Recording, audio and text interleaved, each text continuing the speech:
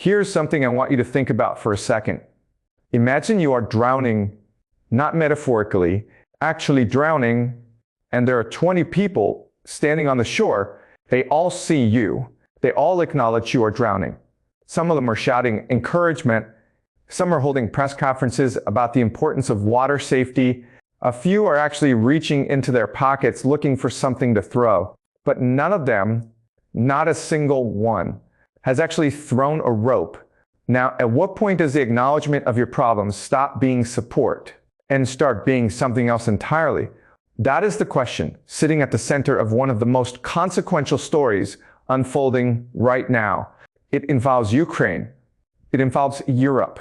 And it involves a gap between what is being promised and what is actually being delivered. It grows wider with every passing month.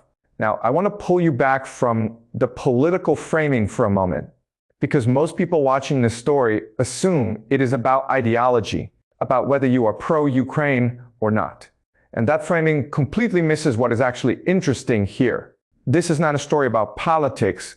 This is a story about physics, about industrial capacity, about the difference between a declaration and a capability. And once you understand it in those terms, everything becomes a lot clearer and a lot more uncomfortable. So here's where we have to start.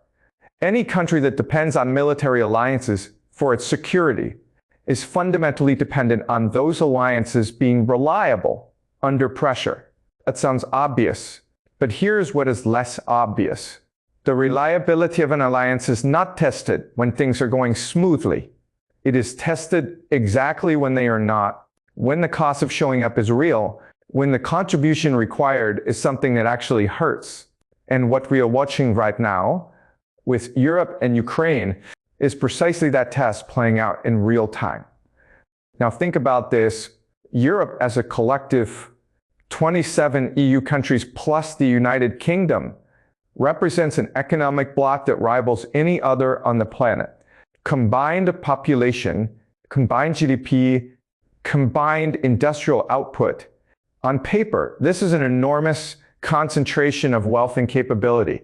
And yet the actual air defense stockpile situation across that entire bloc is remarkably thin, particularly in the one category that matters most right now: interceptor missiles, the missiles that shoot down other missiles, the systems that protect cities from ballistic and cruise missile salvos. That category of hardware turns out to be in very short supply across the entire European continent. And this is not an accident. This is the predictable result of choices made over a very long period of time. Here's where it gets interesting. After the Cold War ended, something significant happened in European defense thinking. Actually, saying something significant happened is too generous. What happened is that European defense thinking largely stopped. Not overnight, not all at once, but gradually, over the course of the 1990s and the 2000s and the 2010s, the consensus that had sustained serious military investment simply dissolved. The Soviet threat was gone. The Americans were still there. And European governments found that there were much more popular things to spend money on than missile stockpiles and ammunition reserves. Healthcare was popular, pensions were popular, defense cuts were easy because nobody could point to an obvious threat on the immediate horizon.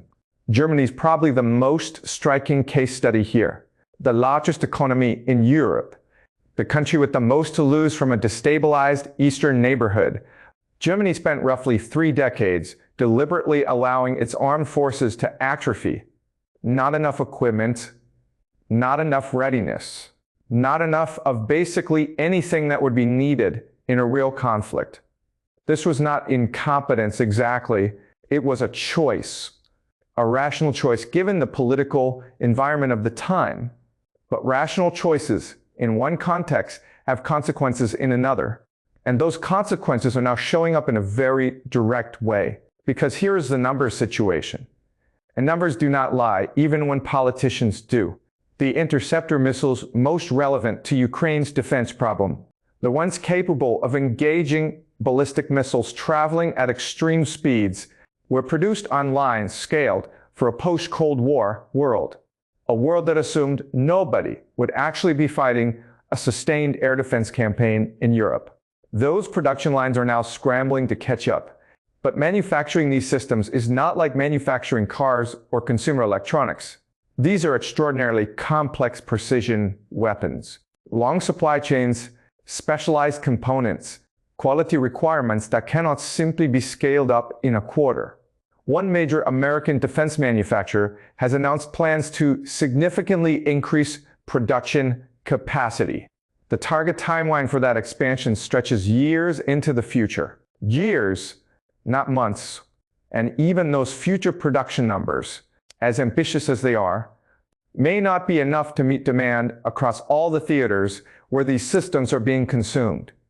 And consumed is the right word, because what the recent American and Israeli campaign against Iran demonstrated, in a very concrete empirical way, is just how ferocious the consumption rate of air defense interceptors is in actual high-tempo operations. Multiple Patriot batteries firing around the clock, DOD systems being drawn down significantly. The numbers involved in even a relatively short campaign were staggering. Compared to what any single European nation currently holds, some analysts looking at those numbers, then looking at Europe's total aggregate interceptor inventory, arrive at a rather sobering conclusion. The entire continental stockpile would be drawn dangerously low if deployed in the kind of sustained campaign Ukraine is actually fighting. Now, does that mean European countries are simply refusing to help because they are selfish? That framing is too simple, and it actually misses what is structurally interesting here. Most European nations are not withholding support because they do not care about Ukraine. Many of them care quite genuinely. The problem is that they are sitting in their own countries, doing their own threat calculations, and arriving at the same answer that any rational security planner would arrive at. If I give away my interceptor stockpile to Ukraine, and Ukraine still falls, then I have exposed my own country, and I have nothing left to show for it. That calculation, replicated independently in Warsaw and Vilnius and Berlin and Paris, produces a collective outcome where everyone promises generously and delivers cautiously. Every country individually has a defensible rationale. The collective effect is devastating. This is what game theorists call a collective action problem, and it is genuinely one of the most difficult problems in international relations. The optimal outcome for the group requires individual countries to contribute more than they feel safe contributing. And so the optimal outcome does not materialize. What materializes instead is a series of summit declarations and solidarity statements that fill press releases and generate headlines, but do not fill the interceptor batteries Ukraine needs to keep Russian ballistic missiles away from its power grid. Look, let us talk about what Britain is doing here. Because the British case is particularly instructive, Britain has been one of the more committed European partners in supporting Ukraine. It made early commitments of serious military hardware. It provided long-range strike capabilities when other European countries were still debating the political risks. Britain positioned itself as the most serious European military power, the country willing to take the hardest decisions, and that positioning serves British interests in a very specific way. And after leaving the European Union, Britain needed a new strategic role, a new source of relevance in European security discussions. Ukraine gave Britain that role. But here's the thing that gets obscured by all that positioning. Announcing support for a joint European air defense architecture is not the same thing as that architecture existing. Signing declarations about integrated continental missile defense is not the same thing as the interceptors being in the magazines.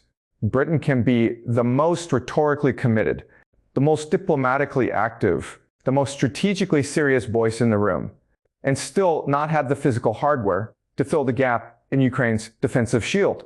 Because that hardware does not come from speeches. It comes from factories, and the factories are operating on timelines that are not responsive to the urgency of the moment. Now, I want to make something clear before we go any further, because I think it is important to say explicitly, None of what I am describing is an argument against helping Ukraine. Let me say that again. Understanding structural constraints is not the same as endorsing them. Explaining why Europe has arrived at this situation is not the same as saying the situation is acceptable. The point is that if you actually want to help, you need to understand the real problem rather than the comfortable version of the problem. The comfortable version says Europe just needs to show more political will, more solidarity, more courage. If only the leaders would step up, everything could be fixed. That version feels good to say. It generates applause at summits. It does not actually put interceptors in the air. The real version is considerably more uncomfortable. It says that 30 years of deliberate underinvestment in defense industrial capacity has created a structural deficit that cannot be closed by political declarations. It says that production timelines for the weapons that matter are measured in years, not months. It says that in the near term, Ukraine is fighting with the stockpiles that exist in the world today, not the stockpiles that should exist, not the stockpiles that will exist someday. The ones that exist today, and those stockpiles stretched across competing demands and competing threat calculations are delivering substantially less than the sum of all the promises made at all the summits. Here's what this means strategically, and think about this carefully. Russia's ballistic missile campaign against Ukrainian infrastructure is not random. It is not simply destruction for its own sake. It is a calculated strategy to exploit precisely the vulnerability we have been discussing. Every missile that gets through air defense and hits a power station, or a water treatment facility, or a civilian building, does multiple things simultaneously. It damages the infrastructure that Ukraine needs to function. It imposes psychological pressure on the Ukrainian population.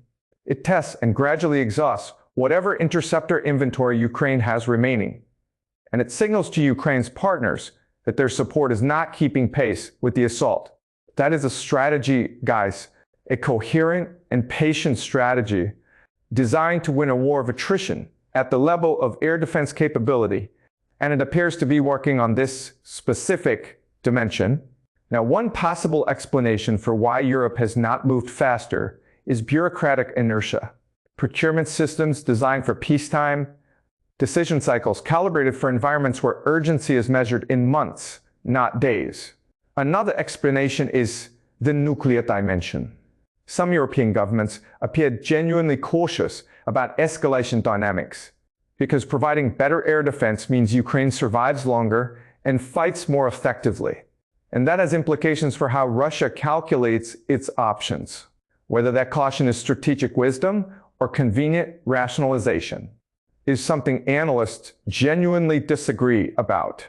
But here is what seems increasingly clear, regardless of the explanation.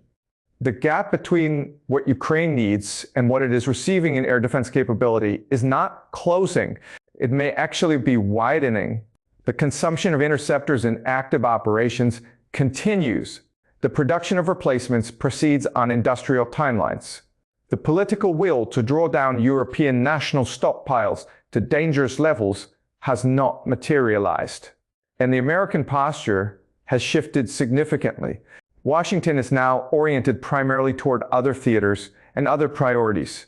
What that leaves is Ukraine making the case at summit after summit, appealing in increasingly direct terms for the systems it needs, and receiving in return expressions of genuine sympathy and modest actual deliveries.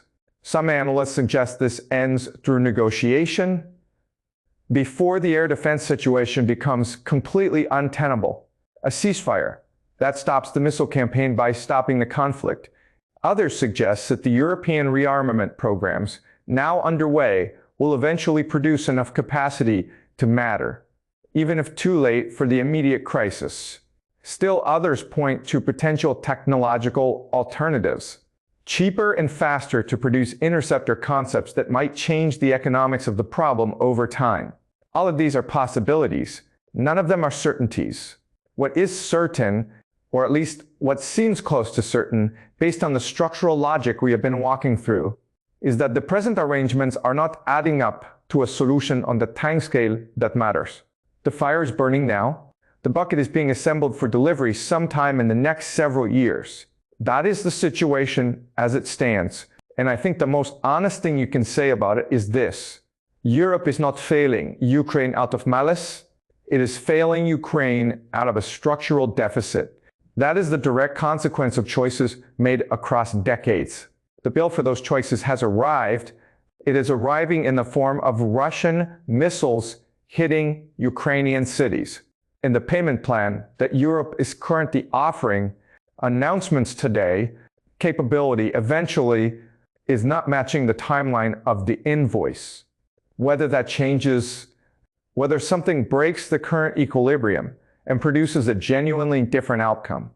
That is the story to watch, because the consequences of how this resolves will shape European security for a generation or more.